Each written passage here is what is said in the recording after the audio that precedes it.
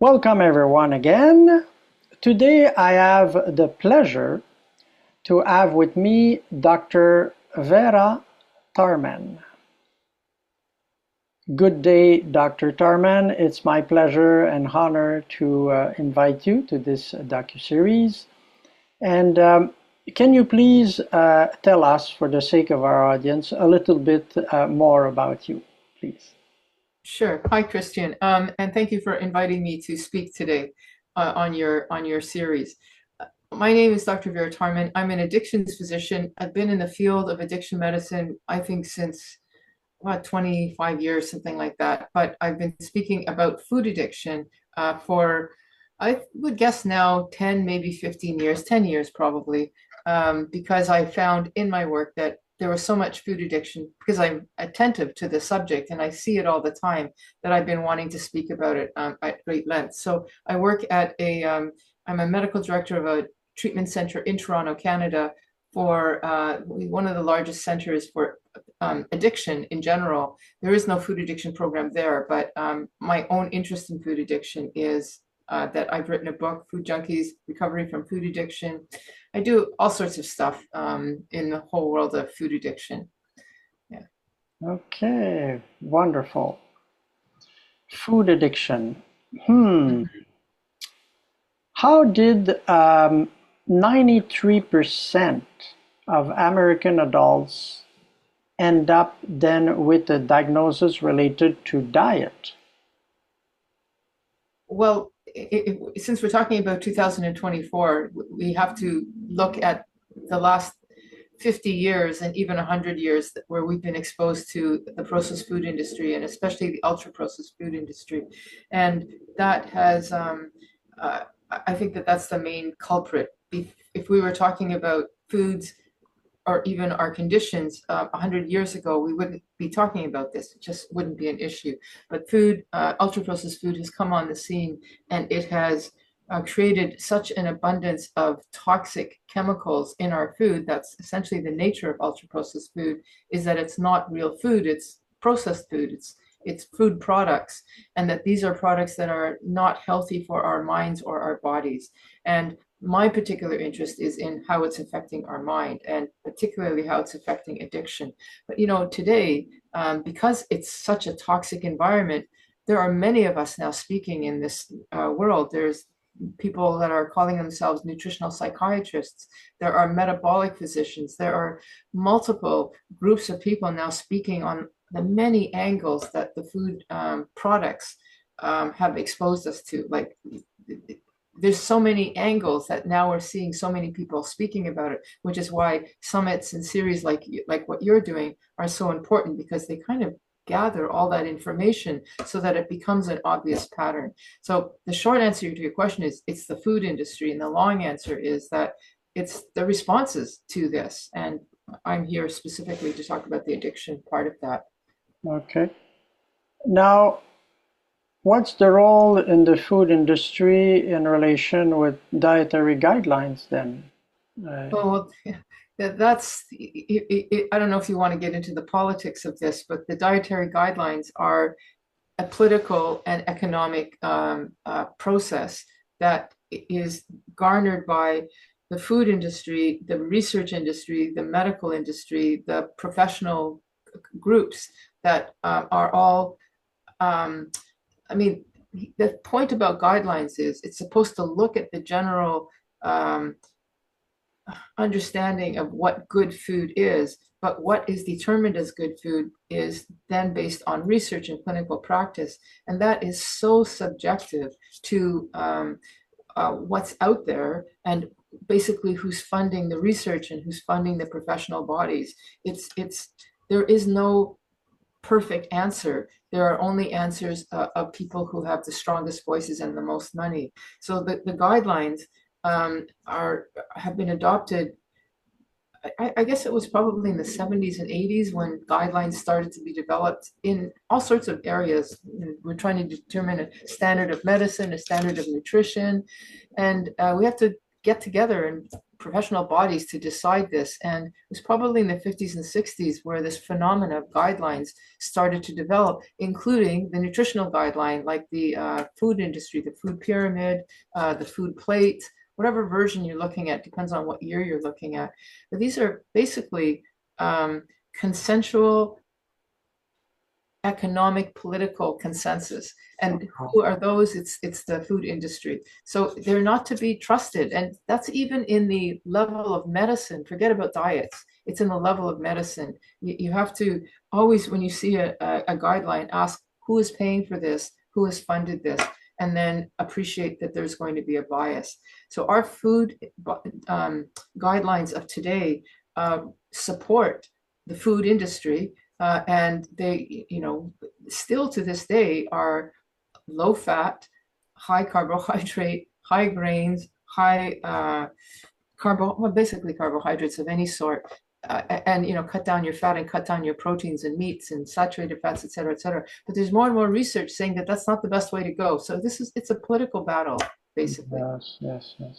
So as you pointed out earlier, ultra-processed food. So which ingredients make sugary food, carbohydrates, processed food addictive, and that we should avoid?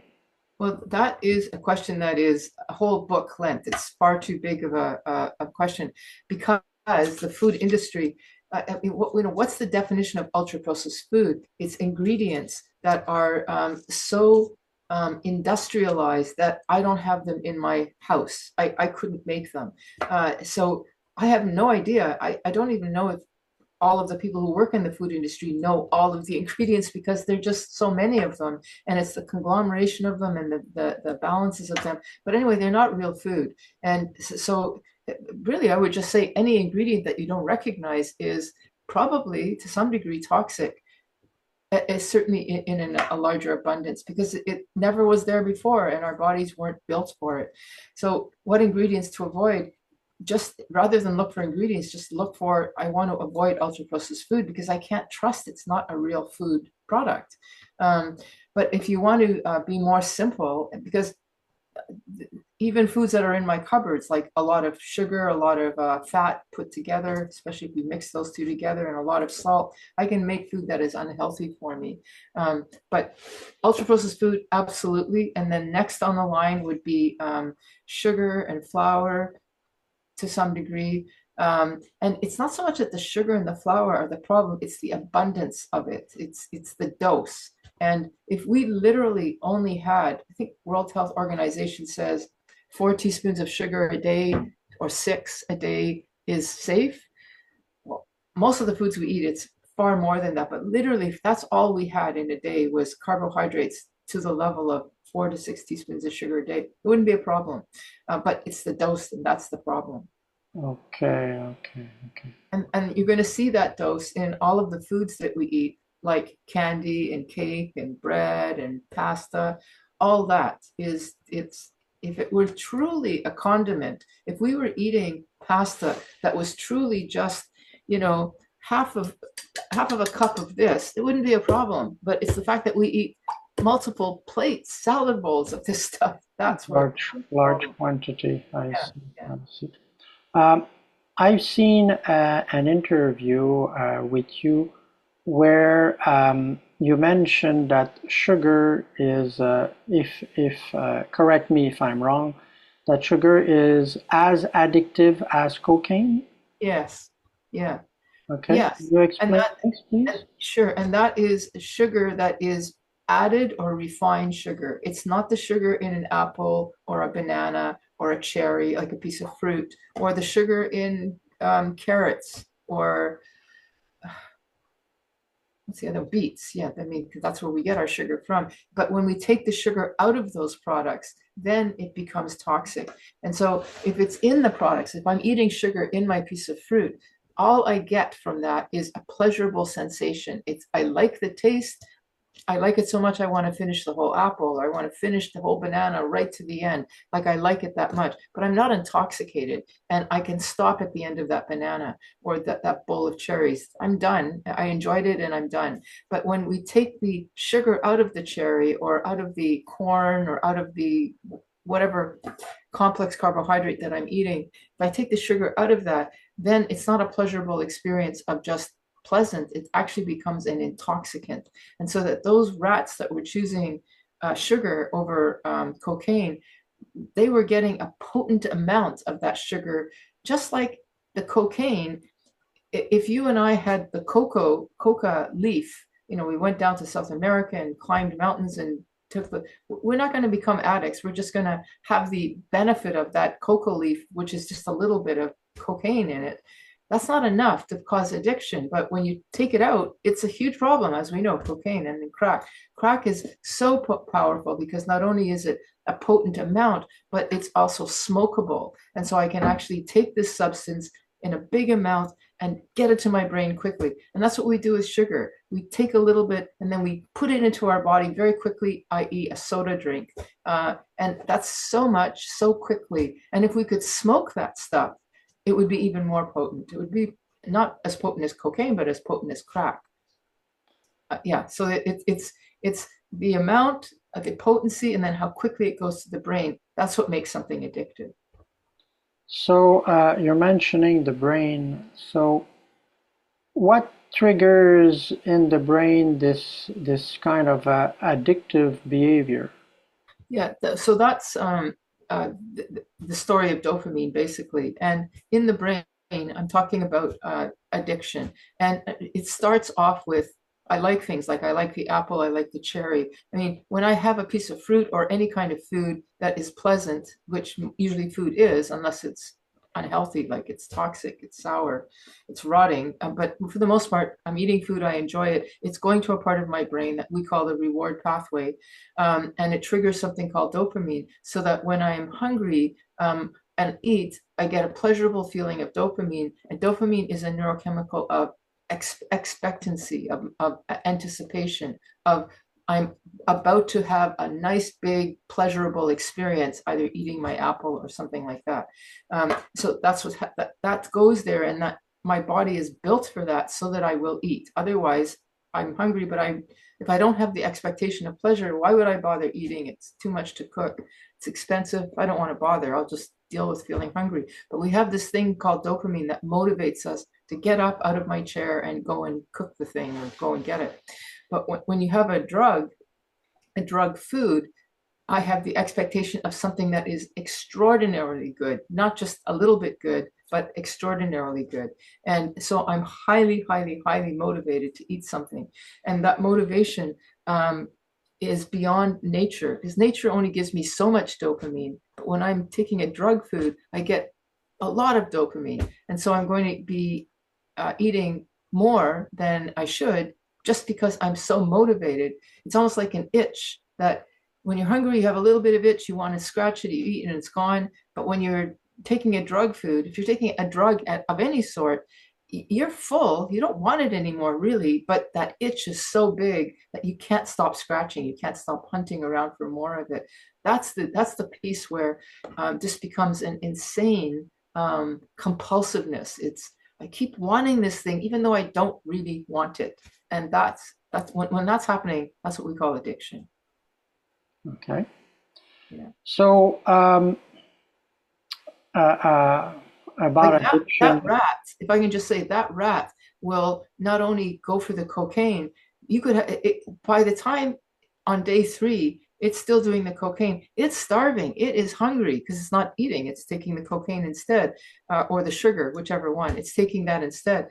Its body is saying, leave me alone, but that rat or I will continue to consume that thing even to the point of death, which is what addiction is. You do it despite negative consequences, despite the fact that it might kill you.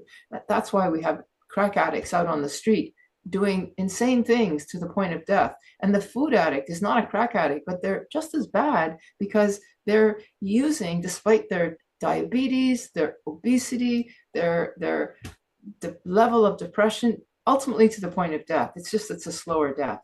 Okay. It becomes irrational, the Oh my reflex. God, Okay. beyond irrational. Yes, yes. It becomes compulsive.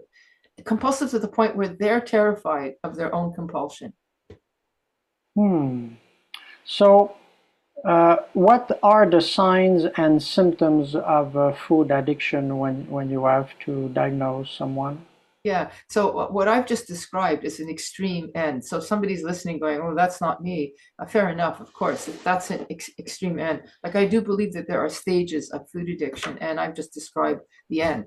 But if you're wondering where am I? Do I fit on this continuum? We would ask the questions that we would ask anybody who's dealing with addiction of any sort. We would say, first of all, so what are some signs and symptoms? Do you find that you're obsessing and thinking about it, like overly motivated by this thing that's called food? So are you thinking about the food that you're going to have at the end of this session or the end of the day or the end of the week? So that you're not just thinking about it as a pleasant looking forward to something, but you're thinking about it all the time. In fact, I need this to motivate me to get through the rest of my work day.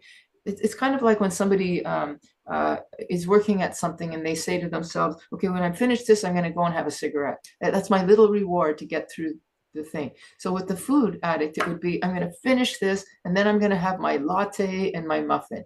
Or I'm going to finish my work day and then instead of a bottle of wine at night, I'm going to have a big tub of ice cream or cheesies or something like that. And if that kind of thinking starts to develop and get more and more so that you're kind of thinking about it a lot, not just once in a while, but that's what I'm thinking about to get through the day, that's the first sign. So we call that craving or obsession. Are you thinking about food a lot? More than is appropriate, the first thing. And then another thing might be you recognize, oh, I'm thinking about this a lot. You don't want to tell people. So you start to lie to yourself and you lie to other people. And the classic example is, you're gaining weight. How come? I don't know. I haven't changed my food at all. Of course you've changed your food, but you don't want to admit that you've changed because you don't want to see. So we have this inability, we call it denial, to see what's going on with ourselves. So that's another symptom.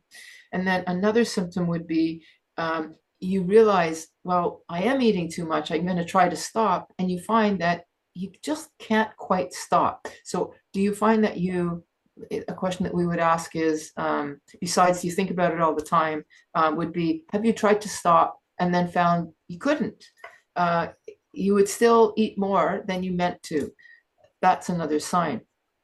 And then another sign would be, when you stop, what happens? Are you just able to say, okay, I stopped? Or do you find that you're agitated and you're angry and you're thinking about it even more, and you're irritable and you can't sleep? And it's like, I need, instead of my bottle of wine to sleep at night, that's how the alcoholic would think, I need my big thing of food, my treat, or I won't be able to sleep. And that means that you probably have some level of dependency. And if you need something to get through or else you will feel terrible, that's another symptom. That's called withdrawal and dependency. And then finally, do you find that the foods that you're eating are causing negative consequences and you still can't stop? That's the ultimate definition of addiction. I'm trying to stop. My doctor said you got to quit because you've got diabetes, and I say I know, but I still can't stop. So if you've got impairment and you're still using, that is another classic sign. So all of those features fit into this definition of addiction. Okay. So, and there are actually tests out there to measure that. And if somebody's listening and going, well, how will I just know? You just type on the internet the 20 questions of, am I a food addict? It's there. If you want to get a proper diagnosis, there's something called the Yale Food Inventory, where you go to a clinician and they'll measure out the level of where you are. Or there's other tools as well. There's Bitten Johnson in Sweden has one called the sugar inventory. So there are different ways to measure it clinically, but like I said, you can just look on the internet and get an idea. Okay. Yeah. So we just spoke about the signs and symptoms. What about the different stages of food addiction? Yeah. So that I was alluding to that a little bit earlier. We have, I think that everybody is in, well, I guess you could call it pre, if you're in 2024 eating processed foods, you are at some level on this continuum of stages from mild all the way to severe. And the reason being that the food industry has made foods addictive. So they get paid very well to make me want to have a little bit more of something that I'm eating. And so if I'm eating this food, I'm already, thanks to the food industry's work, wanting a little bit more. But that doesn't mean I'm a food addict. It just means that I'm on that edge of eating addictive foods. And so we would call that pre-addiction. And if somebody's at that stage and they don't want to progress, it would be like if you're starting to smoke cigarettes or cigar, or you're starting to drink, and you just keep it to truly once in a while. This is how people used to do tobacco ceremonies. They didn't become smokers because they had ceremonies, and they were very specific, discrete things that happened only once in a while. Or like a drug stuff, like even alcohol at one point. In fact, the people who discovered alcohol or discovered how to distill alcohol, I think that was the Islamic community, but they had it in discrete episodes of some kind of a spiritual religious thing. So you didn't just have it any time. You had it maybe once a year, or I don't know, once every whatever. That's not going to cause any problem. But I'm sorry, I've gotten lost here in what I was answering. But what was I? Can you ask me that question again? We were trying to identify the various stages. Oh, yes, that's right. That's right. So you'll stay in that early stage, which is that you are affected when you take it and you like it. You maybe want more, but you can stop. But if you are continually exposed to this substance because you like it so much, then what happens is the body will start to adapt to this new change that's happening on a regular basis in your life. And this new change that's happening now, every day I have a coffee with a lot of sugar in it, and a cigarette and a Danish and whatever else, a croissant. My body is going to not only like it, but it's going to now start to become tolerant to it. This happens with anything at all. If something is a new change in my life that is now becoming regular and daily, it's like if I move somewhere, it's new for, I don't know, 3 or 4 days. And by the end of the week, I've lived there forever because I've become adapted to it. Adaptation, it's a human level of survival. But in the drug world, we call that tolerance. So you're becoming tolerant to this new environment. And then what happens is that the expectation to have that extra little bit is now built in as normal. And if you were to go back to your old environment, you would feel that deprived because you have the expectation of more normal. And then that means you're moved to the next stage. And we could just call it the stages of adaptation if we wanted to, but because we're talking about addiction, we're going to use the word addiction. So the second stage is you've developed some level of tolerance, but and probably a lot of people listening now are at that stage. They realize that they really like a particular food and they need a lot of it, but not all foods, and they're relatively okay. And I would say that's the stage where you want to stop now so that you can get off the bus and not progress into the next stages that I was talking about earlier. And you might still be able to moderate once in a while if you stop the regularity of it. But if you don't stop the regularity of it, then the next stage is the third stage, and then there's the final stage, which is what I was talking about, where your life is just about food. That's it. I don't even want to talk to you. I don't want to go out with a friend. I make a plan to do something tonight and I cancel because I'd rather be with my food and my Netflix. That's my life. That's what ends up happening to people, is they become isolated with their drug, and they don't know how to be in the world anymore. Wow. Yeah. It's true. This may sound a little bit extreme, but it's because they're not telling you. They're not going out and telling you, hey, this is what's happened to me. They just disappear. And then unfortunately, they disappear and then die of a heart attack or diabetes or something like that. But you get those people in the hospital with diabetes and obesity. Ask them what their life is like. I bet you anything, there's a lot of food addiction in their current story. Yeah.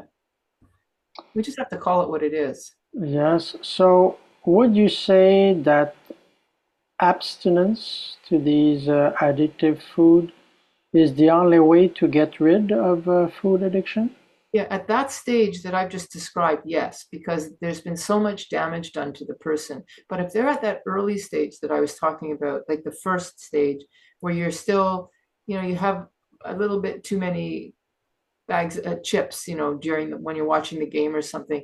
If you are very careful and don't make that a regular practice, abstinence may not be necessary. And even if you're at the next stage where you've got a few favorite foods that you overeat on, if you stop there and just, I don't mean stop completely, but be very careful about your amount and actually keep it to the way that, I don't know about how old you are, but in my early youth, we would have desserts like once a week or once a month. Like it was that infrequent. It was a birthday, Christmas, whatever, but nothing like every day.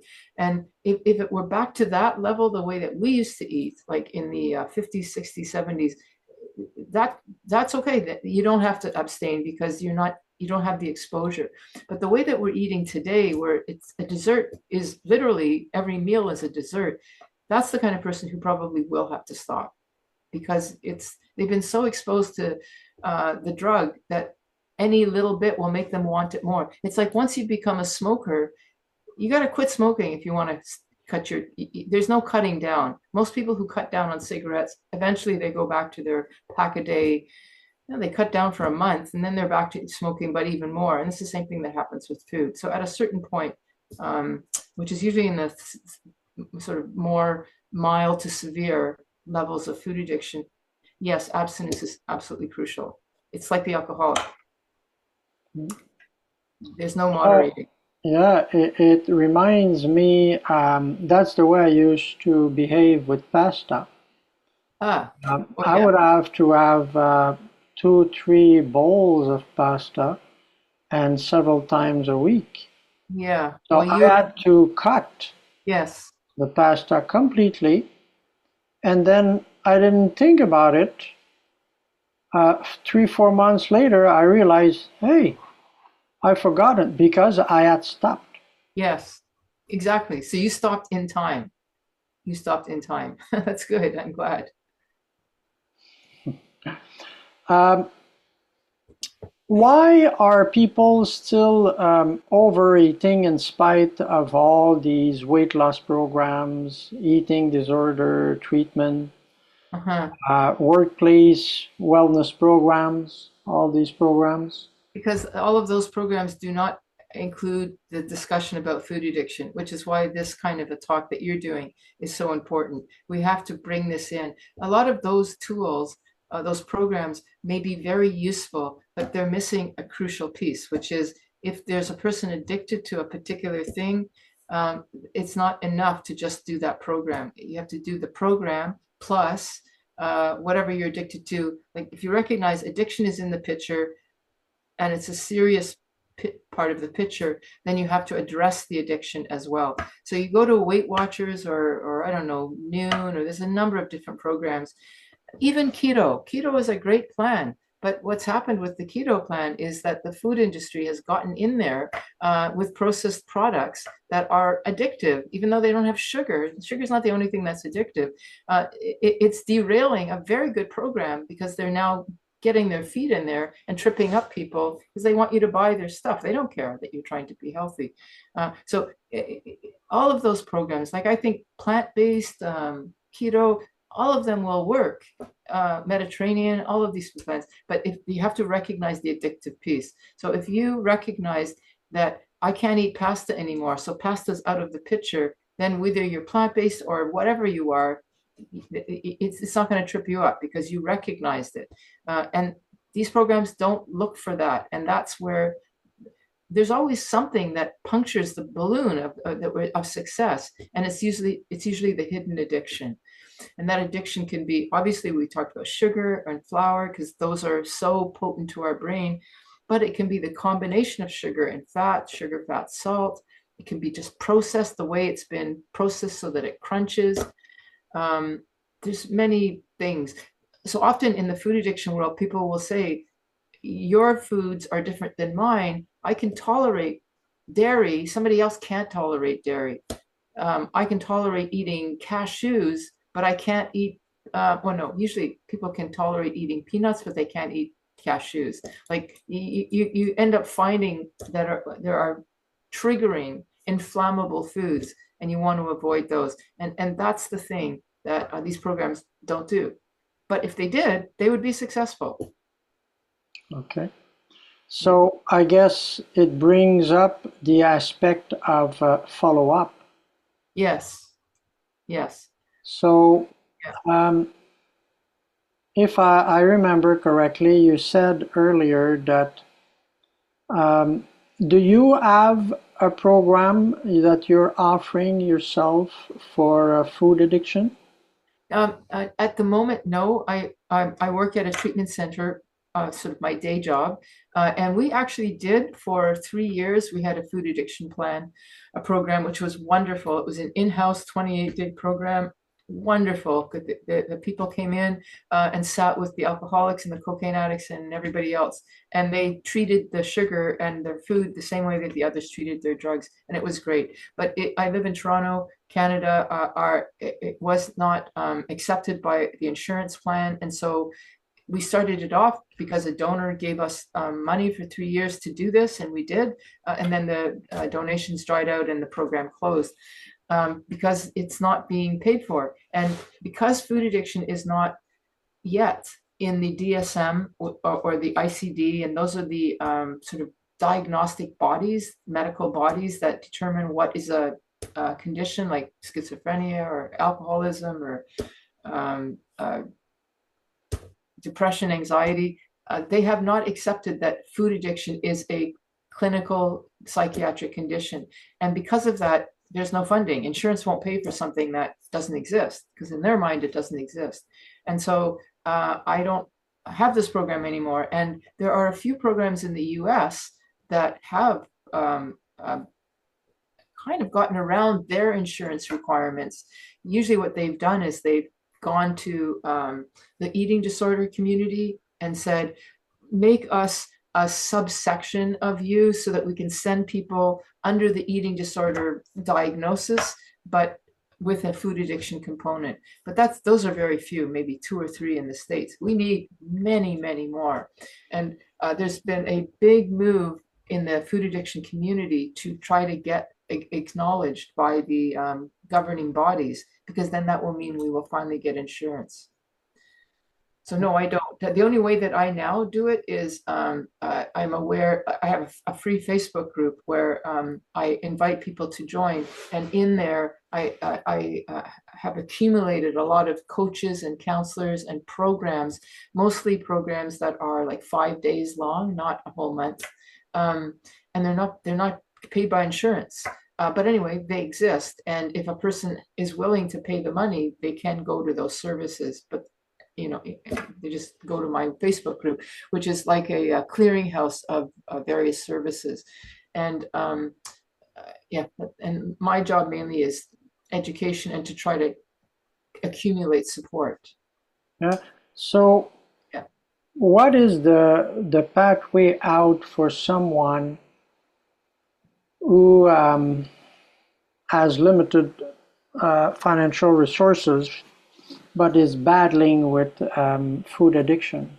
Yeah, the best thing to do is, because we're calling it an addiction, there is a whole world of addiction services that are out there. And if the person is open to addiction services, because a lot of times it's a hard sell. People go, I don't really want to call myself a food addict, but anyway, if they're willing to do that, there is a back door, and that is the 12-step programs. And now there's a few more fairly inexpensive secular programs that do a lot of the same stuff 12-step programs do. But 12-step, that's like AA. But in the food addiction world, we call that OA, Overeaters Anonymous, or there's Gray Sheeters Anonymous, or there's Food Addicts in Recovery Anonymous. There are various food groups that use the 12-step model, and they are completely free and they offer often, not always, but depending on which group, a food plan to follow and not a counselor, but what we call a sponsor that will help you. So if a person is willing to do the 12-step program, that's completely affordable because it's free thing. Okay. The problem is that people don't like 12-step. They say, oh my God, there's so much God talk and it's old-fashioned. And I would just say, just get over that, because that's not the main. It gives so much more than that. And a lot of the people who work in that field, not work, but are living in that field, using the services, providing the services, they get around the God thing. They just call it higher power. They just work with it. It's not the fundamental thing. The fundamental thing is, I got a problem, you have a solution, and let me help you. That's 12-step. And I would encourage people to really try hard to not let the initial discomfort that people have stop them, because it's like throwing the baby out with the bathwater, because it is free. But because there is such resistance, we live in a society that doesn't like the idea of God anymore, unless they're, believers. And so there's a lot of secular groups now that are not that expensive, and they will try to do some of that too. Like you can find services now for $25, $50, that's Canadian dollars, no, that's American dollars a month, which isn't bad. It's not bad for regular support. For someone who really wants to Yeah. But if they have no money, then try the 12-step. And if you don't like the particular one, try it. There's like 10 of them, 10 different groups. Try one that's more secular than another, or you just have to shop around. And because you're not paying, you're gonna have to do a lot more legwork, but it's out there. It really is out there. I know it's out there because I see it. Would you mind going through these 12 steps? The steps themselves? Yes. Okay, if I remember specifically, because is there a document that is available for that? Oh yeah, it's very easy. It's all over on the internet. Just ask for the 12 steps. But I mean, I'll give you. How about I give you a summary, because it's interesting in and of itself. So there's 12 steps, and the steps are meant to acknowledge that there's an addiction, and then how do I live with that addiction in such a way that I can sort of move beyond. Like a lot of people, the first thing they don't like, besides the God thing, oh, there's so much God thing, is that they say, I don't want to identify as an addict. I want to leave that behind me. And what we would say is, look, at a certain point, in this sense, this is what step one is. At a certain point, I or you have a problem, which is food addiction, or maybe diabetes or obesity or something. And that means that even when I have resolved the diabetes, or I've lost my weight, or I've tamed the food addiction part of me, it's still there, ready to be activated if I'm in an environment where I pick up food again. Or if I'm a diabetic and I start eating sugar again, my sugars will go crazy again. I'll have to be on medication again. The only reason why that the sugar is good is because I've stopped eating the foods and I'm off the insulin, etc. But I'm still a diabetic. I'm just a diabetic in remission. And in step one with food, we would say, I'm Vera, I'm a food addict. I may not be a food addict in active behavior, but I'm a food addict in remission. And because of that, I have another 11 steps to keep in remission. Because with addiction, we believe there's a fundamental thing that's happened where I'm going to eat until I die. That's essentially what will happen eventually. And the only way that won't happen is if I have things in place, like medication and behaviors in place, so that I don't continue on. And step 2 and 3 and 4 are all those different things that I have to do to stay sober. And the second step and the third step are about how I am powerless over this thing. And it's like I'm powerless over my illness, my body, my health. I have some power, but I can't control that I'm not going to get cancer tomorrow, or something, get run over by a car the next day. I have power, but not complete power. And so that's steps 2 and 3. It's I'm powerless over my food and also of my life, except that I can do things to the best of my ability. And steps 4 all the way to 12 are all those things I have to do to the best of my ability. And with addiction, we recognize that there's a lot of self-destructive behavior, and steps 4 and 5 are about recognizing all of the things that I may do that make me want to eat. Like I don't handle life well. I don't cope well with stresses. And steps 4 and 5, they're like the therapy piece of, I got to do therapy on myself to stay clean. And then steps 5 and 6 are, 6 and 7 are about developing what we would call a spiritual health.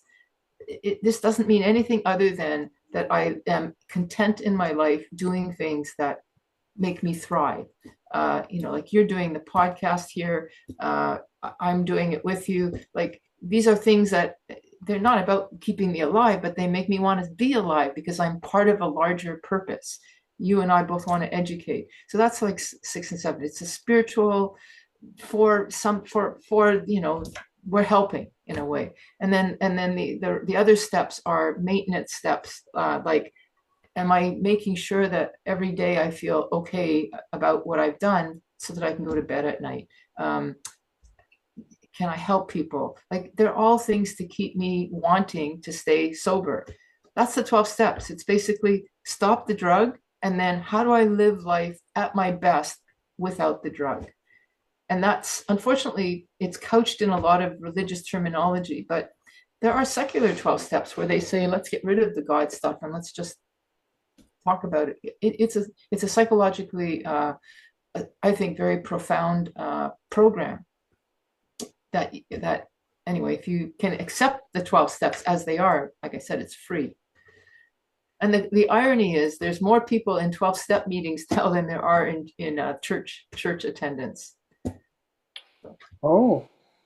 Yeah. If you go to a church, you'll see that the churches in the where the pews are and where the minister speaks, they're getting smaller and smaller and smaller, the attendance. But if you look in the church basements where all the 12-step meetings are, they're getting bigger and bigger and bigger. It's kind of like it's gone the other way because I don't know why. It's just the irony of the situation. Yes. Yeah. So I see various contributors into the behavior of food addiction. Of course, if you have food that has been processed in a way to make you eat more, which is all the added sugar food, carbohydrates, refined carbohydrates, and then all the ultra processed food.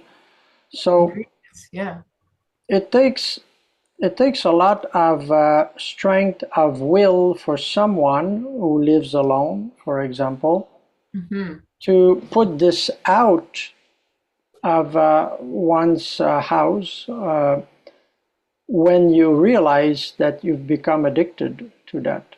Yes, it does. So is there any hope? Because what I hear is that the 12 step, it has to come from the person to choose to do these 12 steps. Yeah.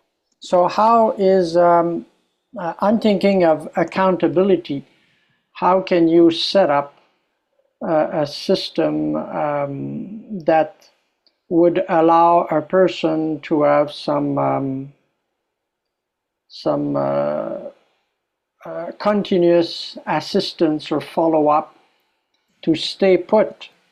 Well, that would be, the 12-step program will do that. But yes, you do have to be willing to do it yourself. Like any psychiatric care, like I live in an urban center, and just across the street from me, there's a park where there's people sleeping in tents. And they literally, I don't know if you know this, but they have people coming to them, if not every day, at least once a week, saying, look, we have services. Would you like to take these services?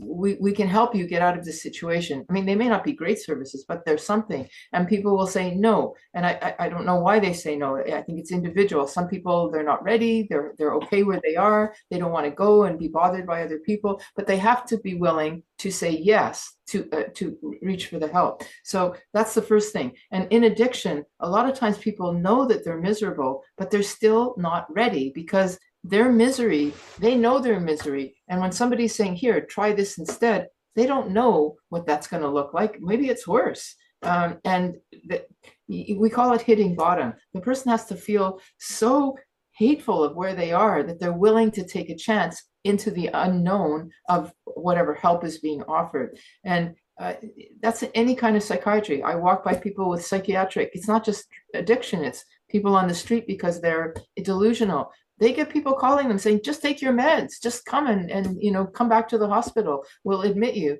And they say no.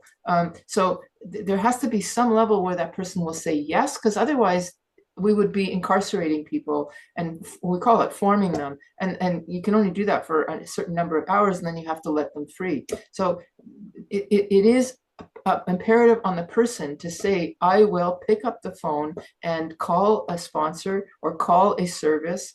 I will make it a point to, listen to a podcast like this.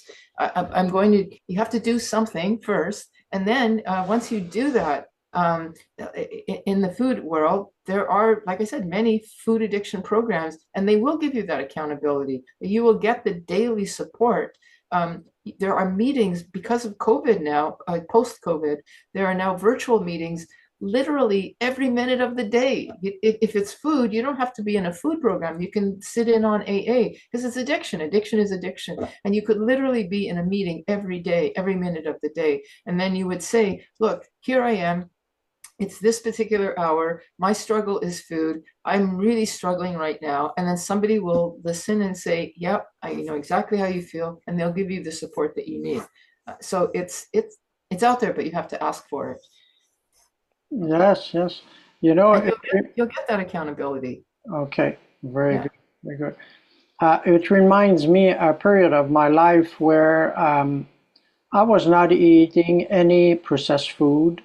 I was eating organic produce, all organic. Yeah. But, I realized after a while that I was not providing my body with the necessary nutrients. So even though I was eating a lot, I was still hungry, and I felt malnourished because I was just not providing myself the proper nutrients. So I started to integrate some animal food sources. Oh, yes. And it seemed that it resolved the problem. I'm not thinking about food anymore. Yeah. Yeah. There's the processed food, but there's also the nutrient part of it. Yeah. Well, we have nutritionists. There are people like more and more who are food addiction aware.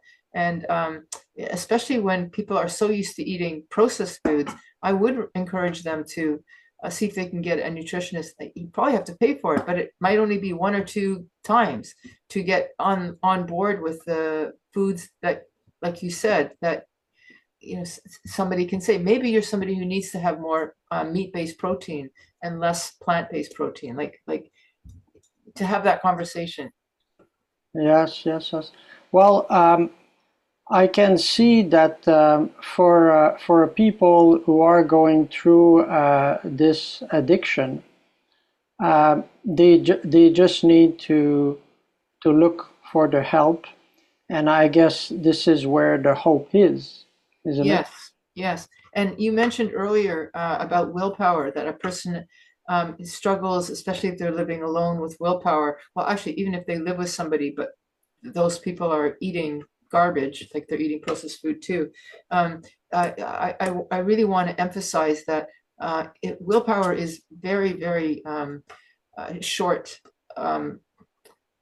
weak. It's not very powerful. Even the person with the strongest willpower can't beat addiction. Addiction is just overpowering. And so to rely on willpower, you're not going to get very far, and people don't get very far, and then they feel bad about themselves. I just want to say to people, don't feel bad about yourself. This is how nature works, and the way that we beat that is we join together. joined together by, things like these summits. Find out that there are people out there who are feeling the same way as you, and believe that if we all like hold the hope. So you're talking about hope. If I'm feeling despair, there you are giving me a picture of hope. And so that it'll give me that hope to get through, and I'm not doing it alone. Like, that's the key thing, is you don't want to be doing it alone. I know that Christian is out there, and he's done this before, and he's telling me it worked for him, and then the next day I'm going to hear about somebody else, and then I'm going to be able to be hope for somebody else. That kind of, it takes a village mentality is really important with addiction, because addiction makes us individual. It makes us focused on me and how do I take care of them. That's not how it works. It's I want to put myself back into the community, but a healthy community. Yeah.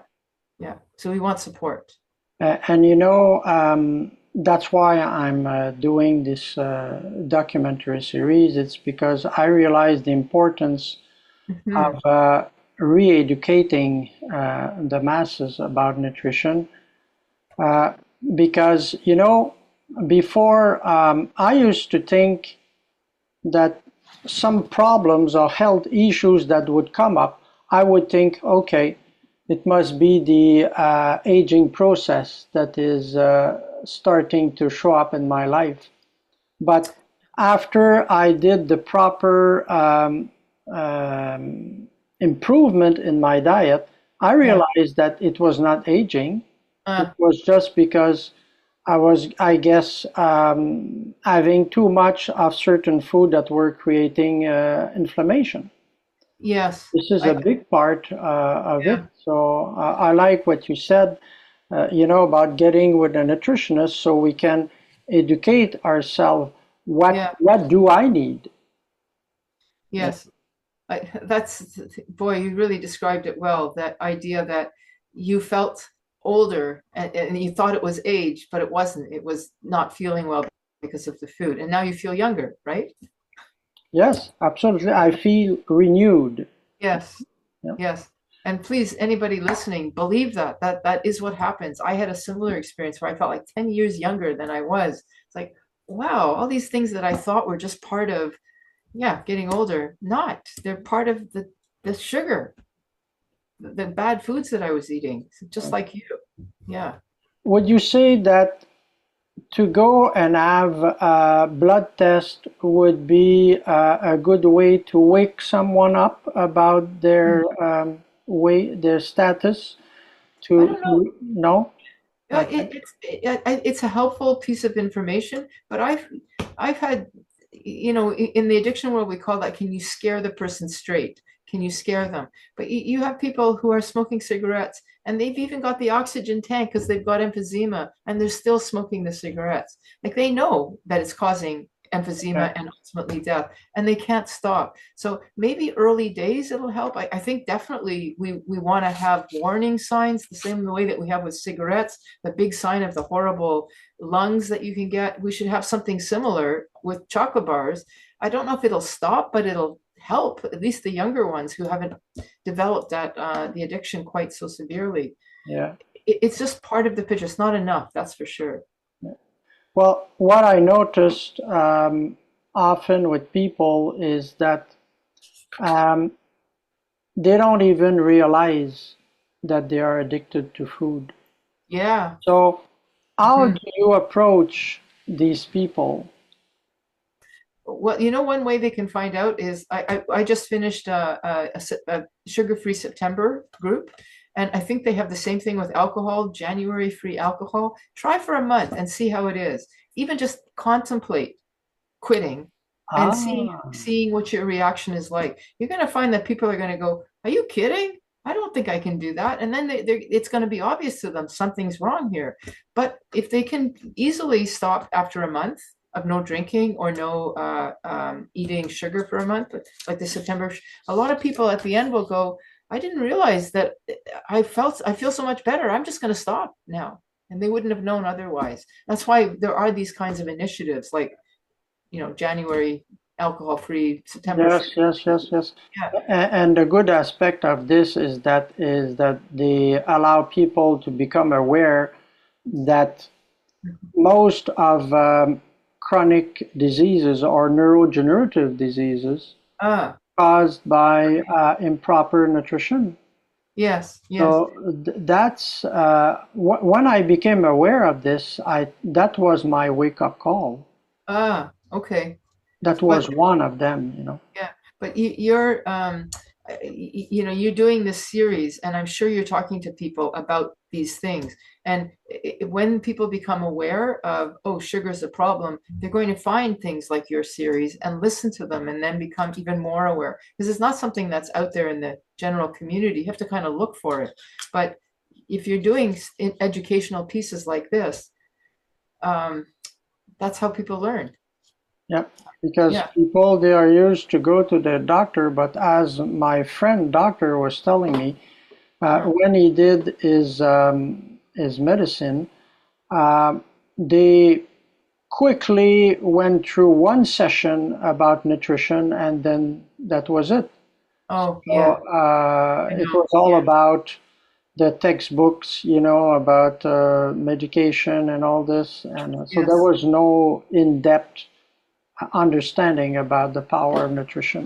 Absolutely. I have to say for myself, when I was in training, nothing.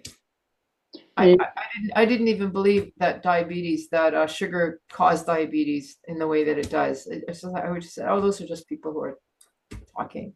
is it Hippocrates who was saying that food is thy medicine and thy medicine is your food? Is it Uh, no, Hippocrates? I don't think it was him, but it's a great phrase. No, yeah, it's Okay, a I great thought phrase. I agree with I it. saw. Okay.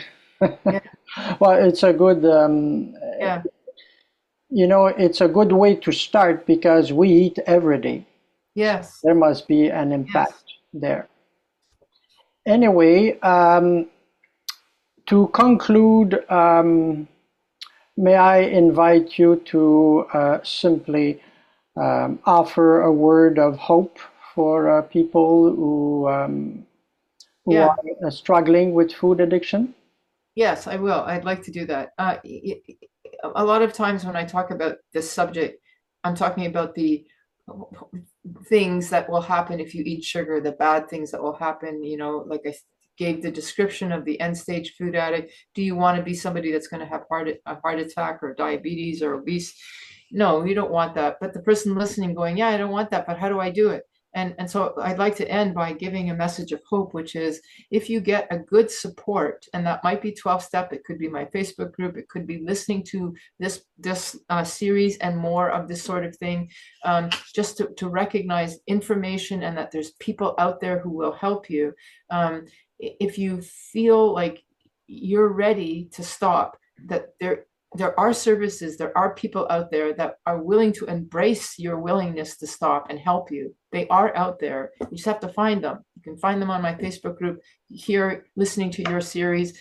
They're there. They're there. And then the last bit of hope is, if you can find them and then take their hand and get up and say, okay, I'm willing to try right now, today, that it only takes 2 weeks, not even, to get over that hump of wanting, that discomfort that you feel. It's your own fear. If you just get over the hump, and it doesn't take that long, 3 weeks tops, probably only 10 days, then you will be on the other side, and you're going to start feeling the benefits, and you're going to go, I can't believe that it took me so long. Why did it take me so long? It wasn't that hard. It's not that hard. The hardest part is the resistance at the beginning, going, no way can I do this. Once you get past that, it's not smooth sailing. There's a bit of rough for 10 days, and then it's smooth sailing. So just take the hope. Yes, yes. Thank you so much. Yeah. So, if some people of the audience would like to reach out to you, where can they find you on the internet? Okay, so I have a Facebook, pardon me, I have a webpage called addiction.unplugged.com, but I'm more often on my Facebook group. So if you do Facebook easy, because it's free, it's called I'm Sweet Enough, Sugar Free for Life. I do have a YouTube channel, Vera Tarman MD, where I do some training or teaching about this subject. And of course, I have my book, Food Junkies Recovery from Food Addiction. You can't really get a hold of me there, but you can get the message that I'm telling you now in a book form. But I would really encourage you to find me on one of those sites, and then I'll hook you up to some community supports that are out there. There is help out there. Yes, yes. What's your Facebook group again? It's called I'm Sweet Enough, Sugar Free for Life. Ah, beautiful. Yeah, and it's free. Dr. Tarman, I thank you so much for your time, and I'm looking forward to our next conversation. Okay, thank you. Thank you for your service. Thank you again. It's a larger cause. Bye-bye. Okay, bye.